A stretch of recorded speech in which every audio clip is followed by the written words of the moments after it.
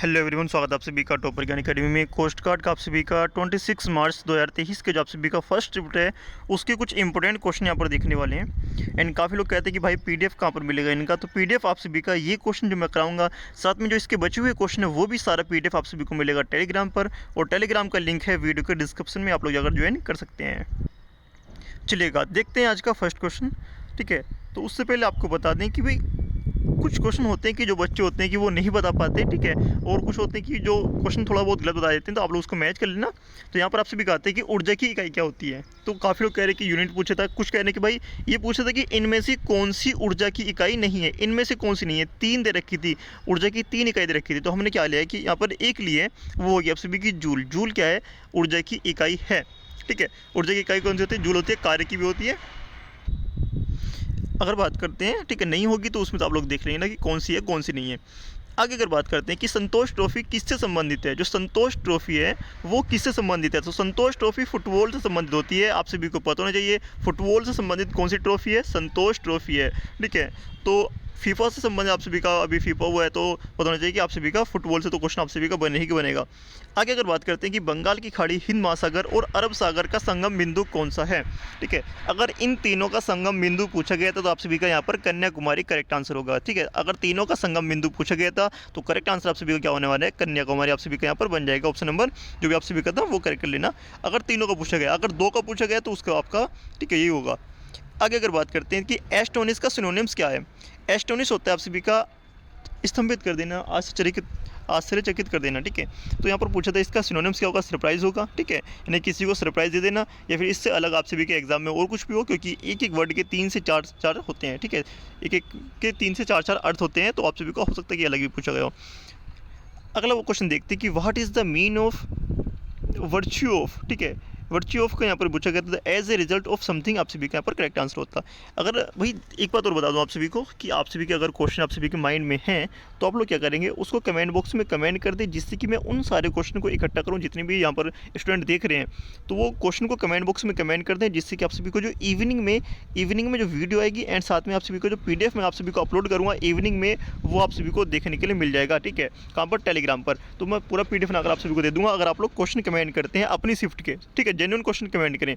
और दूसरी चीज़, अगर आपने चैनल को सब्सक्राइब नहीं किया, सबसे पहले चैनल को कर दे सब्सक्राइब, जिससे कि आप सभी को आने वाली वीडियो के नोटिफिकेशन मिलते हैं, क्योंकि आप सभी का एयरफोर्स है, NDA है, CDS है, या फिर आप सभी का यहाँ पर बात करते हैं CRPF, CPF।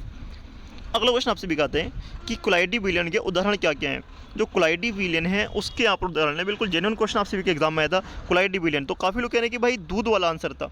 ठीक है, दूध ऑप्शन में दिया गया था, तो आप सभी का जो आंसर होगा वो दूध ही हो जाएगा। ठीक है, दूध आप सभी के यहाँ पर करेक्ट आंसर होगा। वैसे आप सभी का रक्त भी होता है, टूथपेस्ट होता है, जेली होता है, खोरा होता है, बादल होता है। ठीक है, एक क्वेश्चन था कि यूनाइटेड किंगडम की राजधानी पूछी थी, मेरे को नहीं लगता कि पूछी गई हो, सभी को पता है।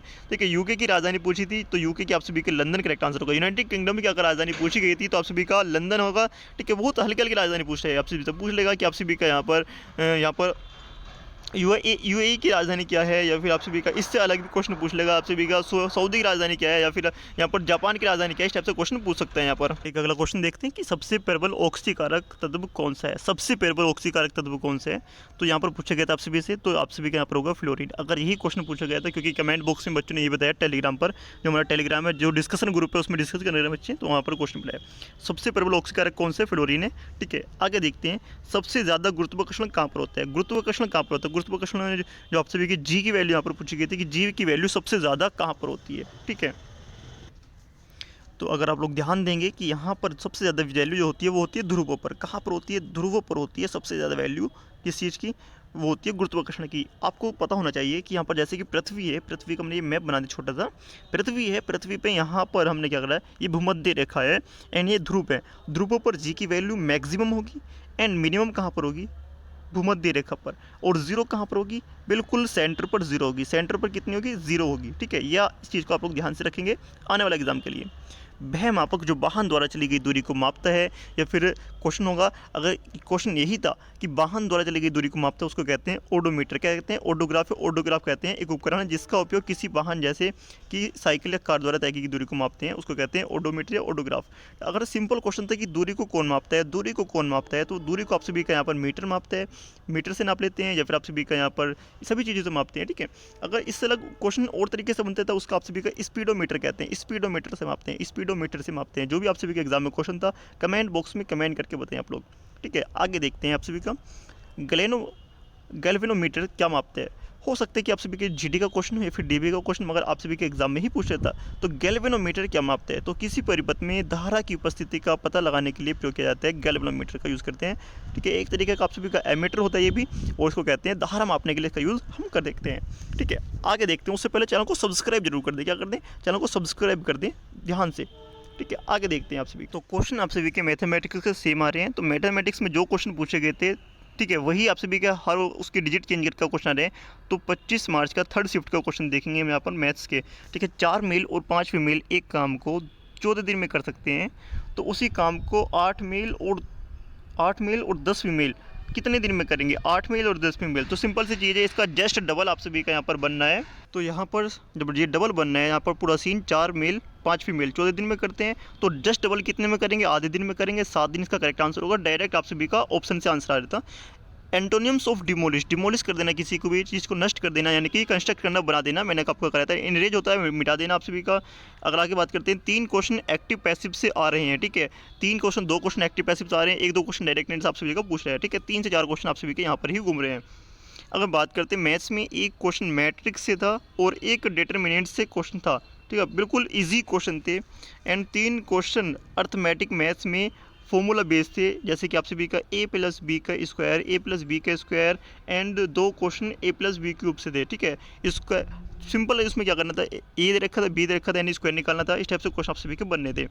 सर्कुलर मोशन में सेंट्रीपिटल फोर्स द्वारा किया गया वर्क आप सभी को पूछा गया था। एक क्वेश्चन में आप सभी का यहाँ पर फिक्स प्रीपोजिशन से क्वेश्चन था, कोलिनियर की कंडीशन से क्वेश्चन आप सभी को पूछ रहा है आप सभी के एग्जाम में, एंड रूट रियल हो तो वैल्यू पूछी गई थी। ठीक है, एक क्वेश्चन दे रखा था कि उसमें रूट रियल हो तो वैल्यू आप सभी को पूछ रहा है कि, यानी कि अगर कोई संख्या यहाँ पर दे रखी है 361 दे रखा है, अगर ये रियल है तो इसकी आप सभी को वैल्यू बतानी है। इस टाइप से क्वेश्चन आप सभी के एग्जाम में पूछा गया था। एंड 2 क्वेश्चन से परसेंटेज रिलेटेड क्वेश्चन आप सभी का आया था। परसेंटेज से, प्रतिशतता से 2 क्वेश्चन आप सभी के यहाँ पर बन रहे हैं। एंड यहाँ पर एक क्वेश्चन था कि एक शॉपकीपर के पास 6509 खिलौने हैं, उसमें से 12% ख़राब हो जाते हैं और 15% बिक नहीं, तब शॉपकीपर ने कितने टॉय बेचे? इस टाइप से आप सभी को क्वेश्चन है कि 12% तो ख़राब हो जाते हैं और 15% बिके नहीं, तो कुल बचा कितना आप सभी का यहाँ पर? अगर डायरेक्ट पूछा गया था कि यानी ख़राब होने के बाद 15% नहीं बिके, तो आप सभी का वो अलग तरीके से होगा। अगर डायरेक्ट पूछा होगा आप सभी का यहाँ पर 27% को छोड़कर बाकी आप सभी के बिक गए, यानी कि वहाँ पर उसके जो खिलौने थे वो 73% बिके, तो 73% आप सभी लोग यहाँ से निकाल सकते हैं।